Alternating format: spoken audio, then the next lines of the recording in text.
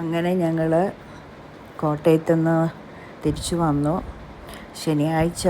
ശനിയാഴ്ച രാവിലെ വന്നു. പിന്നെ സാധനങ്ങളൊക്കെ പച്ചക്കറി ഫ്രൂട്ട്സൊക്കെ ഇല്ലായിരുന്നു. അപ്പോൾ ഞങ്ങൾ മാർക്കറ്റിൽ പോവാം. ഇതിന്നിപ്പം തിങ്കളാഴ്ച കേട്ടോ. തിങ്കളാഴ്ച ഇന്നലെ വൈകുന്നേരം പോയതാണേ. ഇന്നിപ്പോൾ രാവിലെ ചൊവ്വാഴ്ചയാണ് ഞാൻ വോയിസ് ചെയ്യുന്നത്. ഇന്നലെ വൈകുന്നേരമാണ് ഞങ്ങൾ തിങ്കളാഴ്ചയാണ് മാർക്കറ്റിൽ പോയത്.